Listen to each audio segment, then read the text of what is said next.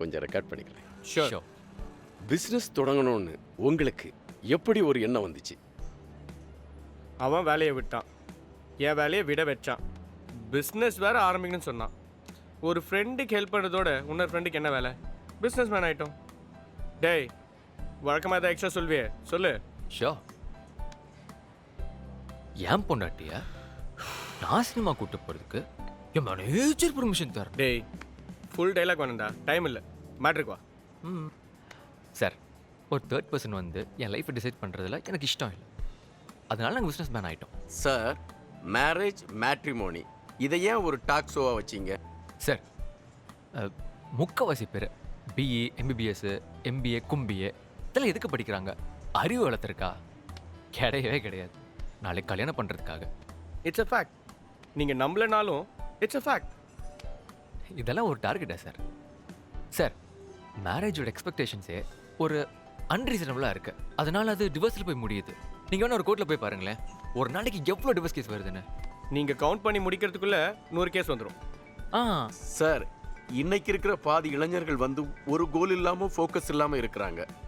Businessman ஆகிட்ட நீங்கள் அவங்களுக்கு என்ன சொல்ல விரும்புறீங்க? வெளிநாட்டு கார்பரேட் கம்பெனிக்காரன் அவன் ஊரில் அவன் பாட்சா பலிக்கலன்னு நம்ம நாட்டுக்கு வரான். நம்ம நாட்டில் பாப்புலேஷன் நிறையா இருக்குது. அதை தெரிஞ்சுக்கிட்டு ஒரு பிஸ்கட் தூக்கி போடுறான். அதை நம்ம டாக் மாதிரி போய் கவரும். நம்ம கவலைன்னா அதை கவருக்கு உன்னெடுத்து இருக்கான். சார், நம்மளோட ஒரு நாள் வேல்யூ நமக்கே தெரியல. அதை தெரிஞ்சதுன்னா அவன் பேக்கப்பு. சார், ஒரு பறவை அது கூண்டுக்குள்ளே இருக்குது, அதால் பறக்க முடியாது. அது பிறந்ததுக்கே அர்த்தம் இல்லாமல் போயிடுச்சு. நம்மெல்லாம் ஜாப் செக்யூரிட்டின்னு நினச்சி சேஃபாக இருக்கோன்னு ஒரு கூண்டுக்குள்ளே இருக்கோம். ஆனால் அதுதான் சார் ரிஸ்கே. சார், ஷிப்பு கரையில் இருக்கிறதா சார் ரிஸ்க்கு. சார், நீங்க சொல்றபடி பார்த்தா எல்லாருமே பிசினஸ்மேன் ஆயிட்டா வேலை செய்யறதுக்கு ஆள் இல்லாமலே போயிருமே சார். இப்போ நீங்க பிசினஸ்மேன் ஆயிட்டீங்க, உங்க கீழே இருக்கிறவங்க வேலைக்காரங்க தானே? அதான் கிடையாது. எங்கள் கம்பெனியில் எல்லாருமே ஷேர் ஹோல்டர்ஸ். நாளைக்கு ப்ராஃபிட்ஸ் வந்துச்சுன்னா எல்லாரும் ஷேர் பண்ணிப்போம். Every once happy, every once king. Sir, உங்களுடைய தாட்ல வந்து பொது உடைமை சித்தாந்தங்கள் நிறைய இருக்கு. அது கண்டிப்பா வெற்றி பெறும் சார். வாழ்த்துக்கள் சார். சார், சிவாஜி சாரை பற்றி நான் எழுதின புக்கு ஃப்ரீ டைம் இருக்கச்சமே நீங்கள் படிங்க sir. Wow. Okay sir. Have a nice day. Thank you. Have a good day. Thank you sir.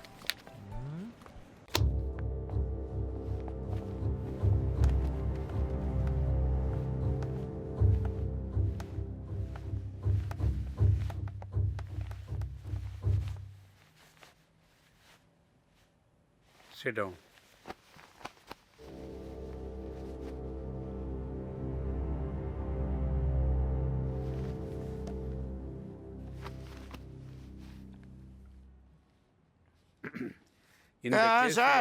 Sir, Mr. Narayanan, just a minute. I am coming.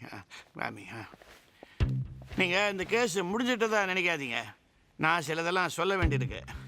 சரி, நீங்கள் இது லைவாக டெலிகாஸ்ட் ஆகிட்டு இருக்குன்னு வேறு சொன்னீங்களா? அதனால் நான் சில உண்மைகள்லாம் பேச வேண்டியிருக்குது. Just 1 minute. Hello, control room, sound ஒழுங்காக கேட்குதாப்பா? Be alert.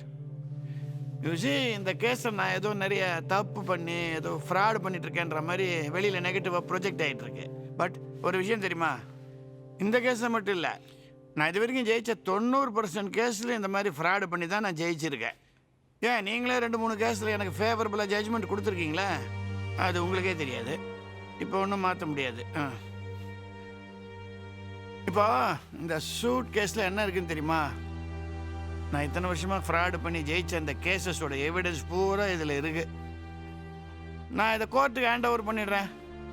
இதை வச்சு நீங்கள் என்ன செய்யணுமோ செய்யுங்க. அது பல தடவை குற்றவாளி யாருன்னு தெரிஞ்சே லாயர்ஸ் அவங்களுக்காக ஆர்கியூ பண்ணுறாங்க. இது லீகலாக தப்பு இல்லைன்றாங்க. அப்படி இருக்கும்போது டெஃபினட்டாக நிறைய நிரபராதிகள் தண்டிக்கப்படுறாங்க. குற்றவாளிகள் ஜாலியாக தப்பிச்சு அப்படியே லண்டன் கிண்டன்னு ஓடி போடுறானுங்க. இது யார் தப்பு? இது it's not just my fault, சிஸ்டமோட ஃபால்ட் இது. இன்னொரு விஷயம் தெரியுமா உங்களுக்கு? நான் இன்னைக்கு லேசாக தண்ணி போட்டிருக்கேன். தப்பு, அது பெரிய தப்பு. இது ஆக்சுவலாக இது section 35 of the advocates act படி இது பனிஷபிள். இது நீங்கள் எனக்கு பனிஷ்மெண்ட் கொடுக்கணும். either எனக்கு சஸ்பென்ஷன் கொடுங்க, இல்லாட்டி என்னோட லைசன்ஸே கேன்சல் பண்ணுங்க, பரவாயில்ல. இந்த சூட் கேஸில் இருக்கிற இந்த டாக்குமெண்ட்ஸை பூரா நீங்கள் அனலைஸ் பண்ணி இதுக்கு ஆக்ஷன் எடுக்கிறதுக்கு பல வருஷங்கள் ஆகிடும். சப்போஸ் நான் என்னோட பனிஷ்மெண்ட் தண்டனை எல்லாம் மீறி திருப்பி வைக்கலாம் வரேன்னு வச்சுக்கோங்க, நானே பல பேரை உள்ளே தள்ளிடுவேன். They must understand. இதே ஒரு விஷயம் ஐ வாண்ட் டு டெல். ஏன்னா ஒரு தடவை நான் இழந்த இமேஜை என்னால் மறுபடியும் ப்ரொக்யூர் பண்ண முடியாதா? இது என்ன very easy, very easy. One thing I want to make it very clear to this court. இந்த கேஸில் நான் தோத்துட்டேன்னு நினைக்காதீங்க, ஜெயிக்கல, தட்ஸ் ஆல். யங் மேன், உன் பேர் என்ன? வேதாவா? என்னது? தேவா. தண்ணி போட்டிருக்கலாம், அதான் சுற்றுது. Congrats, I appreciate you. உனக்கு நல்ல ஃப்யூச்சர் இருக்குப்பா. ஒரு நாள் கிளப்புக்கு வா. அது அது தட்ஸ் ஆல் மை லார்ட். சேருங்கப்பா. அப்பா மிஸ்டர் ஆதித்யன் சப்மிட் பண்ணியிருக்கிற இந்த டாக்குமெண்ட்ஸை ஹைகோர்ட் விஜிலன்ஸுக்கு நான் ஃபார்வர்ட் பண்ணுறேன். And I request the bar council to take severe action on Adityan's behaviour here in this court.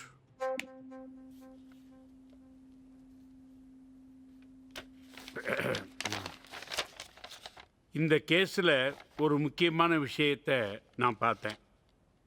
இந்த காலத்து இளைஞர்கள் ஒரு விஷயத்தை சொல்ல வராங்கன்னா அதிகாரத்தில் இருக்கிறவங்களும் நிறைய செல்வாக்கு உள்ளவங்களும் இளைஞர்கள் சொல்கிறத புரிஞ்சிக்காம அவங்க மேலே உடனே கேஸ் போட்டு அவங்க வாயை அடைச்சிட்றாங்க.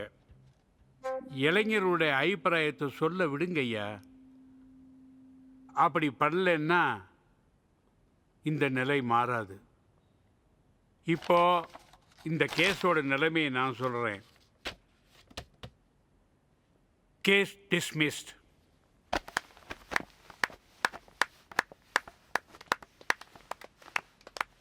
Praveen, Sara, thank you for your cooperation. வேறு இடத்துல வேலை பார்த்துங்க.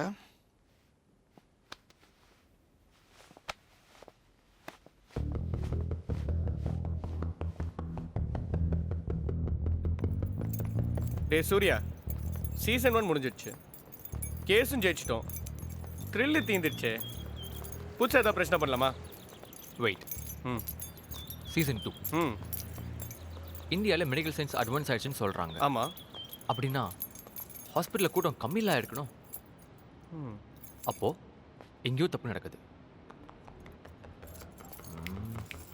வாவ்.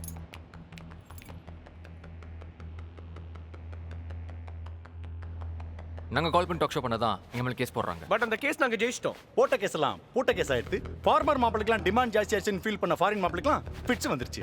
இப்போ நீங்க கால் பண்ணி எங்களுக்கு சொல்லுங்க, எந்தெந்த ஹாஸ்பிட்டல்ல எந்தெந்த டாக்டர் கிட்ட எப்படி ஏமாந்தீங்க, சொத்தை அழிச்சு செத்து போயிடுச்ச மொத்த ஹிஸ்டரியும் கொடுத்தீங்கன்னா கிழிச்சு கிண்டி கிட்னி எடுத்துருவோம். It's time to disturb the pharma இந்த மெடிக்கல் மாஃபியா.